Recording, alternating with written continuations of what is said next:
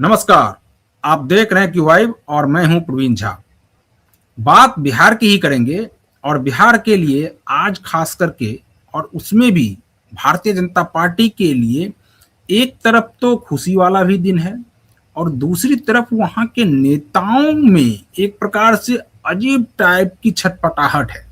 और वो छटपटाहट क्या है?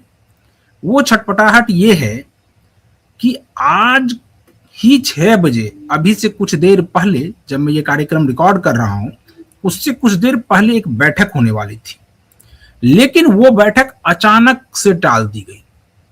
उस बैठक में सम्राट चौधरी, विजय सिन्हा, यहां तक कि श्रेयसी सिंह को भी बुलाया गया था और ये बैठक विनोद तावड़े के आवास पर होनी थी।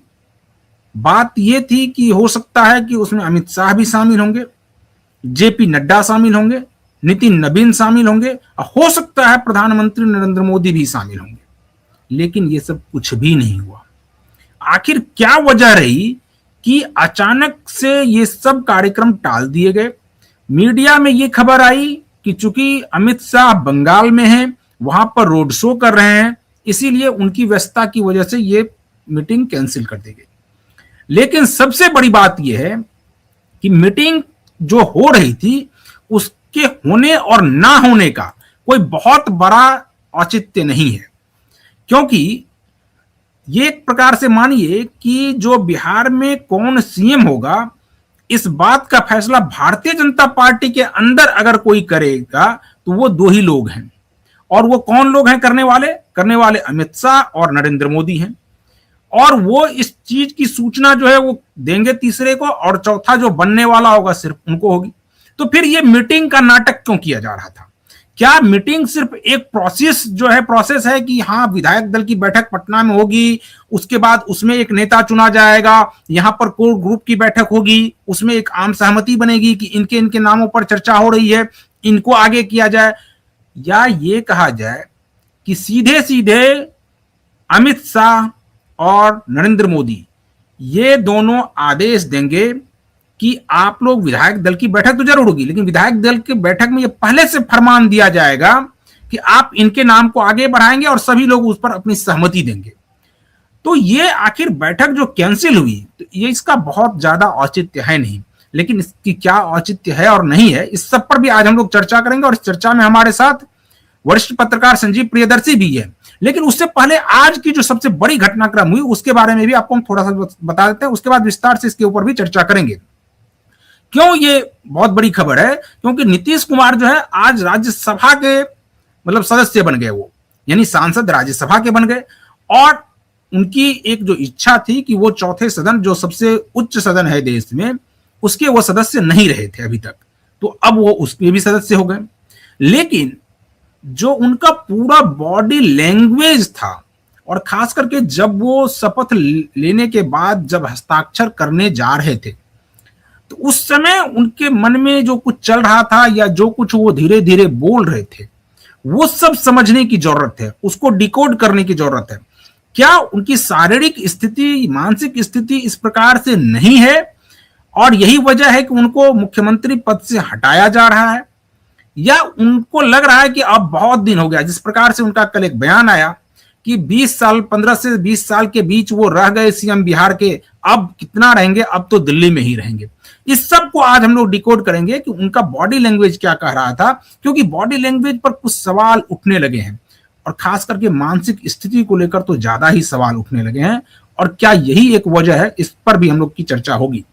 तो इस चर्चा को हम लोग आगे बढ़ाते हैं, संजीव जी को जोड़ते हैं। संजीव जी, हम आपसे जानना चाहेंगे कि आज आपने देखा कि किस प्रकार से नीतीश कुमार राज्यसभा के सदस्य बने शपथ लेने के बाद, लेकिन उस शपथ ग्रहण में जो हुआ वो बहुत ही एक प्रकार से लोगों को, खास करके बिहार की जनता को भी ये जानने की जरूरत है कि वहां पर आखिर क्या हो रहा था। क्या उनका मानसिक संतुलन उस प्रकार से नहीं है क्या, जिस प्रकार से नीतीश कुमार के बारे में जाना जाता है कि नीतीश कुमार कभी भी इस तरह से उनका बॉडी लैंग्वेज रिएक्ट नहीं करता है? आज ऐसा क्यों कर रहा था? नमस्कार आपको और आपके दर्शकों को भी। देखिए, मैंने इसी तरह के प्रोग्राम में कई बार बोला है, पिछले 2-2.5 साल से नीतीश जी पूरी तरह से फिट नहीं है। फिट होने का मतलब है कि जितना बड़ा पद उनके पास रहा है, चाहे वो मुख्यमंत्री का पद हो या अब चाहे राज्यसभा में चले गए, उसके लिए जो अलर्टनेस चाहिए, जो प्रतित्व चाहिए, और जो उनमें पहले था जो अलर्टनेस, वैसा आप आज तो पूरे देश की जनता ने देख लिया। क्योंकि आज तो लगभग लाइव हुआ। आप देखिए कि कहां सिग्नेचर करना है, फिर जिस तरह से बीच बीच में वो कर रहे हैं, फिर डेट पूछे, कोई भी चीज बहुत आत्मविश्वास जो एक होता है, और इतने बड़े कद के वो राजनेता हैं, तो वैसा तो दिख नहीं रहा। उसके बाद जिस तरह से वो पुराने संसद की तरफ देख के हंस रहे हैं, क्या नीतीश जी तो इस तरह के नहीं थे।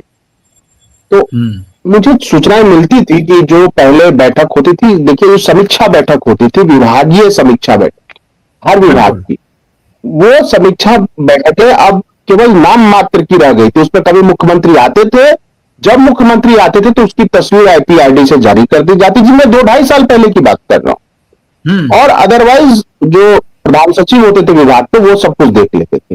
तो मुझे लगता है कि जो भी ये आरोप लगा रहे हैं कि बीजेपी की साजिश है या उनके भुंजा पार्टी में लोगों की साजिश है, मुझे लगता है कि वो सब गलत है। आज आंख खोल के जेडीयू के समर्थक भी देख ले, नीतीश जी के कोर समर्थक भी देख ले, कि क्या उनको लगता है कि ये वही नीतीश जी है जो आज से 5 साल पहले वाले। और उसके बाद सवाल, मुझे तो लगता है कि ये भुंजा पार्टी उनको इतना बचा बचा के हर जगह लेके चल रही है। आप देखिए वो हो रहा है, पत्रकारों के सामने बोल रहे नीतीश जी, तो वहां भी उनकी भुंजा पार्टी के लोग मौजूद हैं। आखिर ये लोग इतने डरे क्यों? हो सकता है इनके पास जो जानकारी हो आम जनता के पास नहीं हो। क्योंकि मैं याद दिलाता हूं, आज से 3 साल 4 साल पहले नीतीश जी कहीं जाते ही थे जायजा लेने के लिए, किसी कंस्ट्रक्शन साइट पे, किसी स्कूल में, किसी कॉलेज में, तो वहीं पर वो देते थे क्या, पत्रकारों से बुला के बात करते थे, उनके सवालों को भी लेते थे और बहुत कूल तरीके से जवाब देते थे। मैं आपको बता रहा हूं, ये बहुत गुप्त बात है। हर जिले, अब 4 साल से जो जितने भी दौरे हो रहे हैं, क्योंकि हमारे मित्र बहुत सारे हैं अधिकारी, उनका ये कहना था कि डीएम को स्पेशल ऑर्डर होता था कि पत्रकारों को नीतीश जी के करीब नहीं जाने देना है, इतने भी करीब नहीं जाने देना है कि उनकी एम्बियंस, जो जैसे कोई व्यक्ति बोलता है तो उसकी अपने ग्रुप में एक एम्बियंस होती है, वो एम्बियंस भी नहीं जानी चाहिए पत्रकारों के पास। ये स्पेशल इंस्ट्रक्शंस होते थे डीएम के पास, और ये अलिखित होते थे, कोई लिखित नहीं आता था, ये सब बातें लिखित नहीं आती, बता दिया जाता था। इसलिए जितने भी यात्राएं हुई, हाँ एक आध बार बोला है तो सम्राट चौधरी खड़े हो गए। पिछली बार जो यात्रा थी इलेक्शन से पहले, आप देखिए सम्राट चौधरी बिल्कुल हाथ पकड़ ले रहे हैं,